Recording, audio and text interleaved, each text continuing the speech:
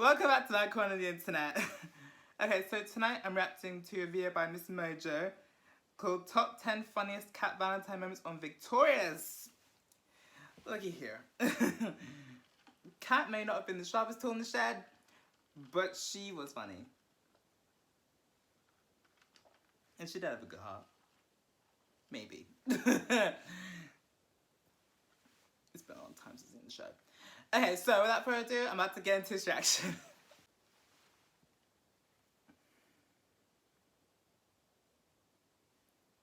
I just recording didn't work. Damn. Okay. Hollywood Arts resident airhead definitely deserves a list of her own. Welcome to Ms. Mojo, and today we're counting down our picks for the top 10 funniest Cat Valentine moments in Victorious. Not how I'm dark for right this now. list, we'll be taking a look at Katerina Valentine's This was not planned. moments from Victorious only. Sorry, Maybe it was a little bit. Number 10. Cat punches Tori in the face. Oh yeah. Violent is not a word we would use to describe Cat Valentine. Unpredictable, on the other hand, fits her character quite nicely. In the season 1 episode, Kat's new boyfriend, Kat starts going out with Tori's ex, Daniel. Daniel gets to have lunch with his new girlfriend.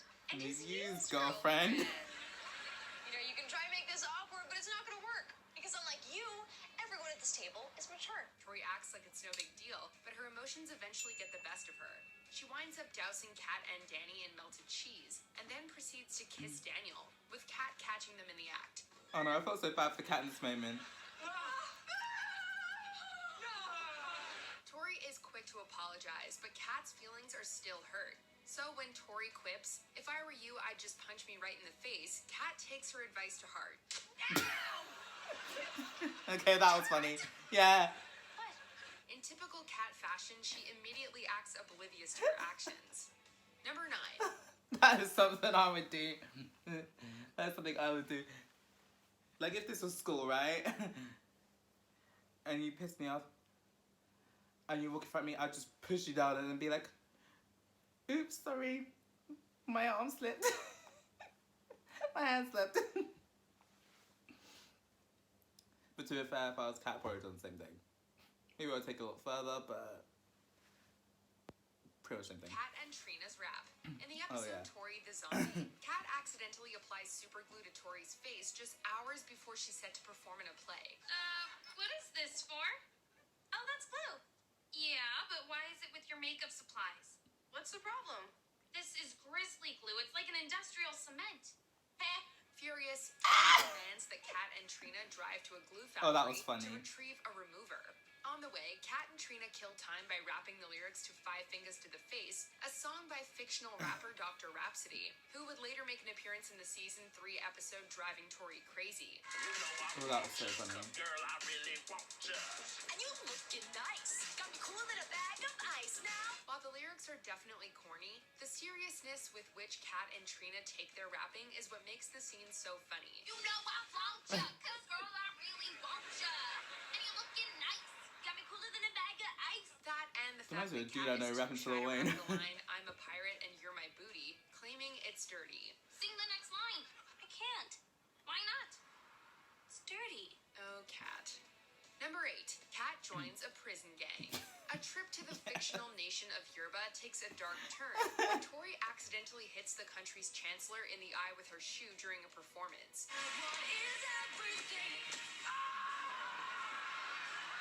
That got the patched eye face, not this one. The chancellor sentences Tori to 4 years in prison. When the rest of the Victorious gang tries to persuade him to let her go, they too wind up behind bars.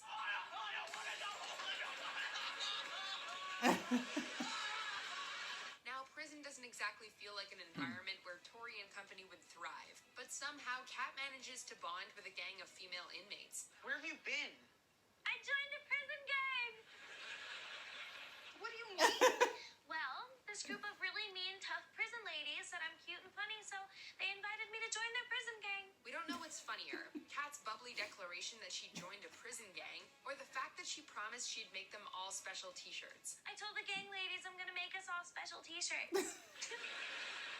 It appears that Oh, Kat's nonchalantly just believe in that she can saying survive it. anything. Number 7. Riding the giant bunny. Oh, the bunny's available. I don't know if you want to. In this this season 3 episode, Tori prepares to audition for an important film role. You want to know what makes me sick? Is it eating tuna fish on a Ferris wheel? Because I did that once and I threw up on a bird. She practices in front of Psychowitz and Kat, but they tell her she isn't believable enough. To add a little edge to her performance, Tori decides to visit the Gorilla Club, an underground club known for its intense games and contests. One of these is a giant mechanical bunny, modeled after a mechanical bull, that contestants must ride for as long as possible. The fire-breathing bunny is meant to be intimidating, but when Kat Valentine hops on, it's anything but. I'm riding a giant bunny! It's fire.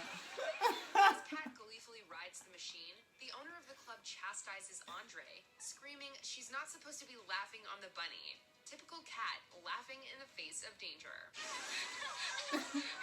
She's not supposed to be laughing on the bunny. Well, what do you want me to do? Number 6, Kat's spending spree. Oh, hey, can I borrow some money for lunch? This is very fitting. I'm on a bit of a learning spree myself right In now. season 1 episode Robberazzi, Kat becomes obsessed with ordering items from Sky Store, an in-flight catalog she obtained on a flight to San Francisco. Her first purchase is the Snow Bee, a snowmaking machine that projects toxic fake snow that can cause abdominal bleeding if ingested. It's all over my tostada. And my pizza. Well, do not eat it. Why? Because it says the fake snow is toxic and can cause abdominal bleeding. Kat's shopping spree only gets worse from that point on, as she enthusiastically purchases a slew of nonsensical items, including a tennis ball cleaner and an alarm necklace. The gang is forced to stage an intervention, ripping up Kat's Sky Store catalog for good measure. But it's Kat who gets the last laugh, pulling a spare catalog out of her back pocket and manipulating Sinjin in order to use his credit card. Damn, who knew Kat was so devious? You have a credit card? Yeah. Why don't you call me sometime? There's a word for that. Gold digging. Okay, I'll go buy a phone. Number 5, Kat interrupts Tori's audition. Can I just tell you guys how much I'm Just a loving my little new boy costume peep. design class? This episode featured a subplot in which Kat takes a costume design class, using her newfound skills to make a number of hilarious outfits. One of these turns out to be a superhero I'd costume, wear the costumes, which she but I would decides not to wear make to one them. of Tori's film auditions. Despite having zero reason to be in the room with Tori, Kat can't help popping in to check on her friend's audition. Look, it's been a really, really long time since I've seen you be happy. But ever since you and Keith, How's your audition going? I'm in the middle of it. It's so exciting. Her attire causes confusion amongst the casting directors, one of which asks Tori why she brought a superhero with her. Kat barges in again shortly after, this time brandishing a coloring book and exclaiming that she colored her tiger purple. Look, I made my tiger purple. That doesn't happen in nature. Boundaries, Kat. Number 4, containing Boundaries. Kat. You can't stop a person like Kat. Oh, yeah. You can only hope to contain her. That's exactly what Tori and Jade attempt to do when Psychowitz offers the victorious gang A's if they can make it through a full week without using their cell phones. No phones? No phones!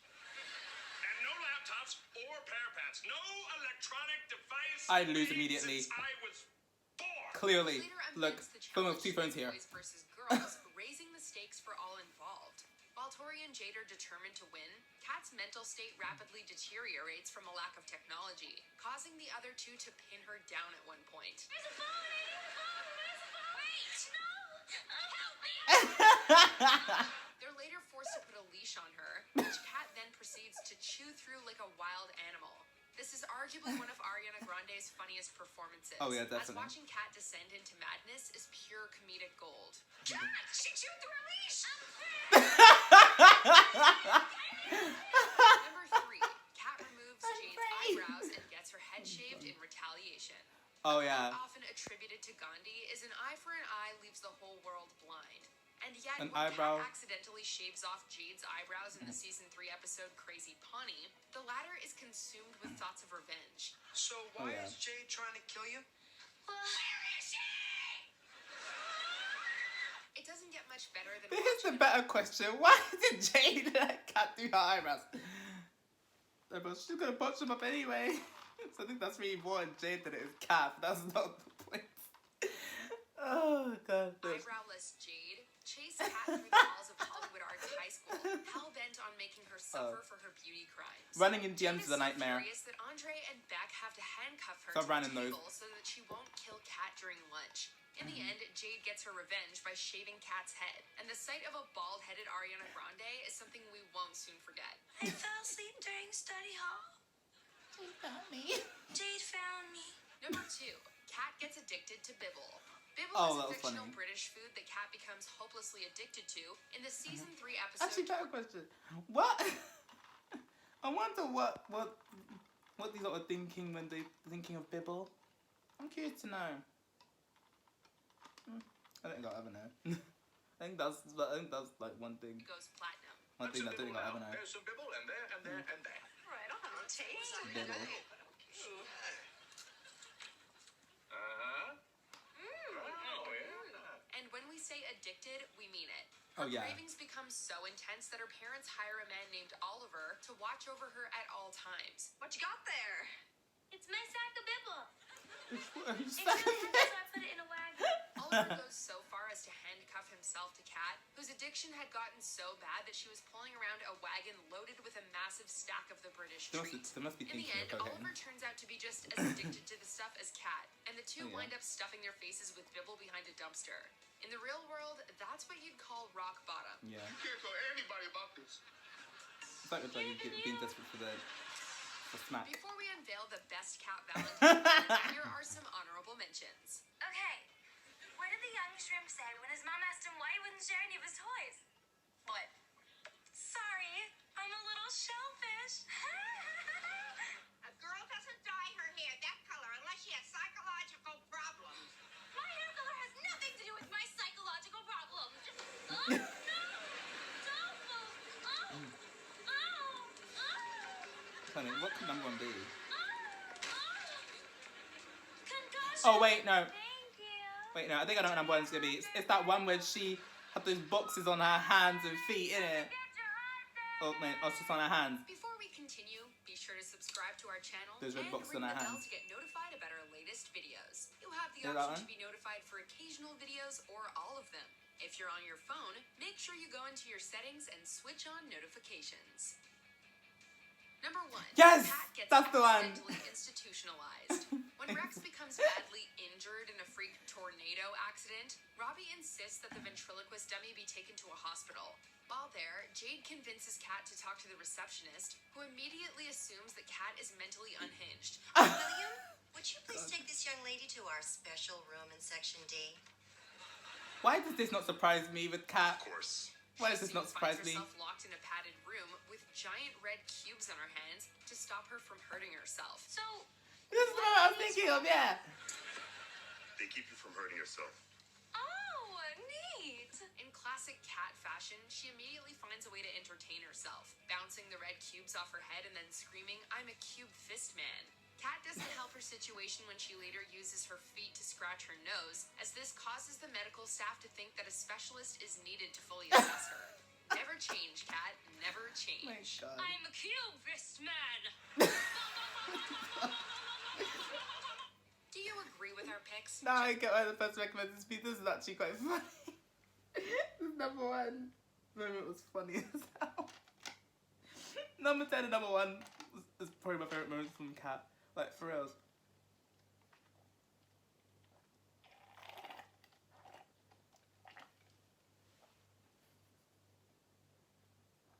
Oh my god. What can I say? Kat Valentine's one of a kind. And I think I just broke my tripod. Okay. Like I was saying is, Kat's one of a kind. There's no one else like her. And she's entertaining, whether you like her or not. Okay, so that's it for this video. Like, subscribe if you want. I post if I don't feel like it. I'll just sort this tripod. Bye!